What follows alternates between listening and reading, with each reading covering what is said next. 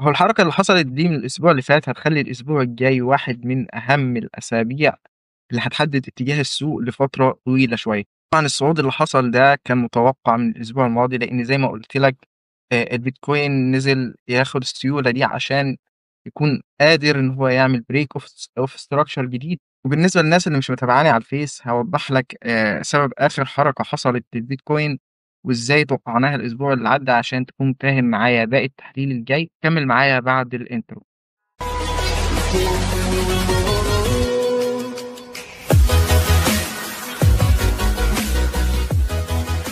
بُص يا صديقي، إحنا ليه حددنا المنطقة دي وقُلنا إنها ممكن تكون آخر أمل لاستمرار الstructure الصاعد للبيتكوين. لو جيت معايا هنا هتلاحظ إن دي آخر قاع حقيقي اتكوّن على الفريم اليومي، وبالتالي دي هتبقى آخر قمة حقيقية وده الbreak of structure اللي حصل معانا. لو هنلاحظ إحنا طالعين بالسعر الفترة دي كلّها ما فيش أي inducement غير في المنطقة دي، تمام. بمجرد ما السعر صعد وحقق أسعار أعلى عندي عمل inducement في المنطقة دي بالضبط، ورجع سحب الinducement عشان يعمل break of structure جديد. لكن اللي حصل هنا liquidity، السعر راح سحب السيولة، ما كانش قادر يكمّل break of structure فقرر ينزل ياخد باقي السيولة دي. طيب إيه سبب الاندفاع الرهيب اللي حصل هنا ده؟ يعني أنا مش فاهم.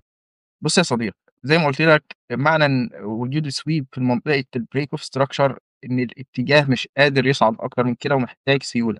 هابسطها لك، تعالَ نبدأ الchart من جديد ونشوف نبدأ نحلل ونشوف إيه السبب اللي أدى للهبوط العنيف ده وليه أنا اشتريت من المناطق دي تحديدًا. بُص يا صديقي، أنا من المفترض إن من المنطقة دي عندي inducement وده الorder block، فمتوقع من السعر إن أنا باشتري من هنا، تمام، أو ده المعروف يعني، وأقفل الخسارة بتاعي. أسفل بلوك أول هدف عندي هو الbreak of structure هو أعلى قمة حققها السعر، وهدف مفتوح عشان السعر ممكن يكمّل. باخد جزء من أرباحي هنا وباسيب السعر يطلع لحد ما ألاقي أي break في structure على فريمات صغيرة وأبدأ أحجز أرباحي، تمام. اللي حصل عندي إيه، السعر فعلًا صعد وحقق أول هدف في المنطقة دي. ولو تلاحظ هنا السعر ما قدرش يقفل فوق القمة دي، معنى كده إن عندي break of structure. ولو هتلاحظ كمان السعر عندي كوّن شمعة 5C ودي شمعة انعكاسية قوية، تمام. بوجود بس الشمعة دي كافية إن أنا بمجرد ما السعر يرجع يختبر الشمعة دي تاني آخد سِلّ لحد أقرب order block. فأنا كنت متوقع برضه من المناطق دي أنا لسه عندي صفقات شِرا، تمام. هنشوف السعر حصل معاه إيه في المناطق دي. السعر هنا كسر البلوك اللي كنا محددينه وفي نفس الوقت بإغلاق، وبدأ يكوّن قمم أقل من قمم السابقة، تمام. طبعًا نتيجة للsweep ده وكسر البلوك ده السوق بدأ يظهر علامات الضعف، وهنا هتلاحظ إنه كوّن liquidity. فآخر أمل للبيتكوين عشان يصعد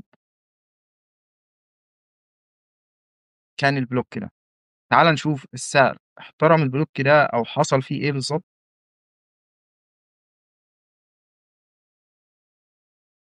هنا برضه السعر كسر البلوك وواضح إنه هينزل لأسفل inducement حصل وياخد منه الliquidity. طيب تعالَ نفهم إيه اللي حصل في المنطقة دي بالضبط.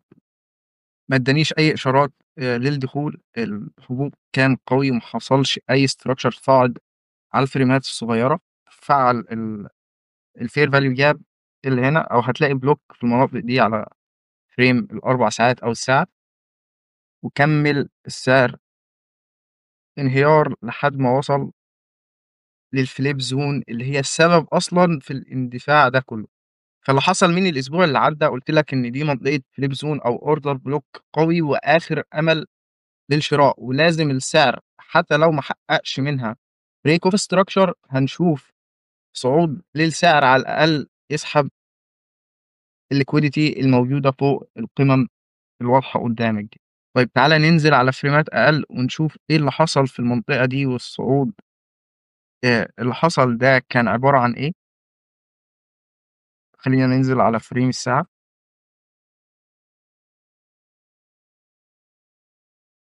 تلاحظ معايا هنا إن آخر قمة حقيقية كانت للسعر على فريم الساعة كانت المناطق دي. نحذف القمم دي، كانت المنطقة دي.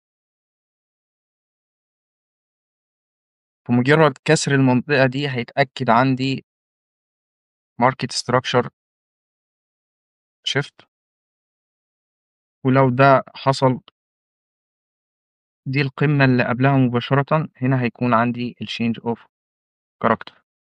تمام. تعالَ ننزل على فريمات أقل أكتر ونشوف إيه اللي حصل في الtrend الصاعد ده، أو بلاش ننزل، السعر واضح هنا.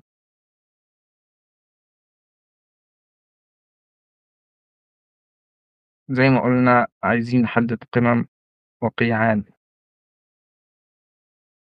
هنا ما فيش أي قمة أو قاع حقيقي. تمام. تعالَ نطلع بالسعر. ده الinducement تمام، أو الliquidity. السعر نزل سحب الliquidity دي بقت عندي قاع حقيقي وده قمة حقيقية. تمام. السعر صعد، في صعوده عمل هنا inducement. لو نزلت على فريمات أقل هتلاحظه سحب الinducement فعل الorder block الموجود هنا، وهتلاحظ برضه إن عندي دي شمعة IFC، ودي أصلًا منطقة دخول لوحدها. السعر فعل شمعة الIFC وانطلق منها. ده أول inducement ظهر عندي. لأ لسه ما ظهرش. تمام. ده أول inducement ظهر للسعر. تمام. السعر كمل صعوده، دي أعلى منطقة. ممكن يكون هنا في inducement على فريمات أقل، بس خلّينا في الحاجات الواضحة. ده أقرب inducement لدلوقتي. عندي هنا inducement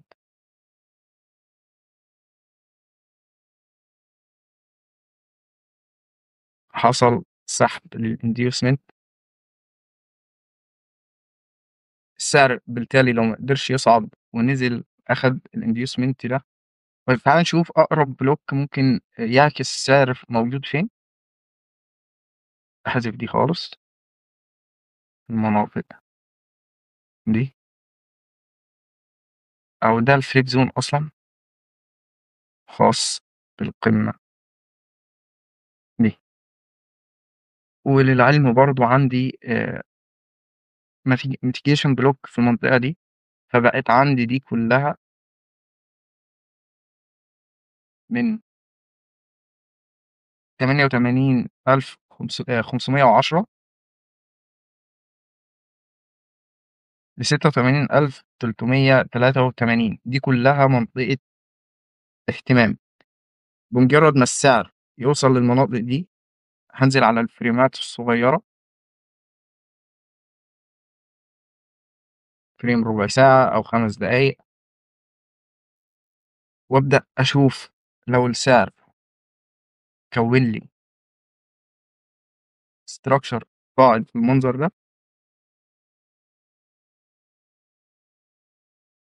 هابدأ أدوّر على بلوك من المنطقة دي.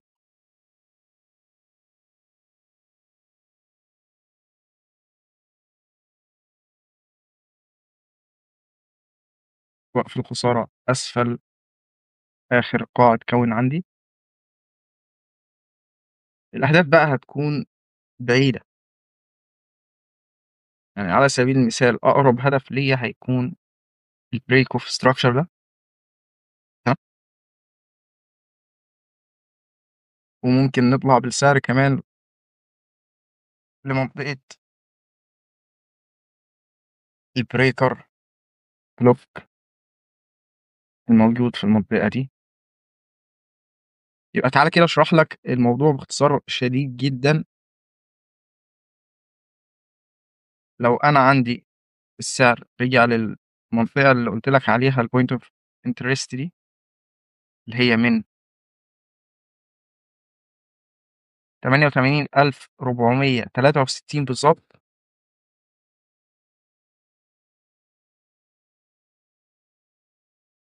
ل86,106.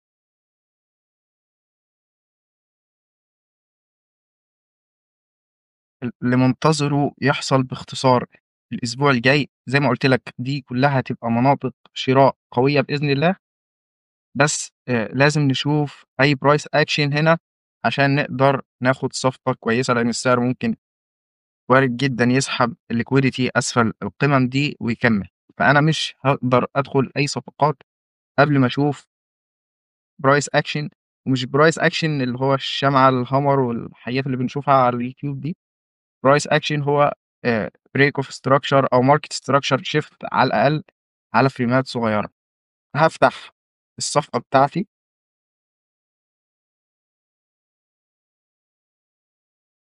من البلوك زي ما وضّحت لك. هدفي وقف الخسارة بتاعي هيكون أسفل قاع اتكوّن على الفريم الصغير. هدفي هيكون في المناطق دي عند 98,233. كده يكون انتهى الفيديو، أتمنى إنك تكون استفدت، ولو وصلت معايا لهنا ما تنساش اللايك والاشتراك في القناة وتفعيل زر الجرس عشان يوصلك كل جديد، وأشوفك على خير في الفيديو الجاي.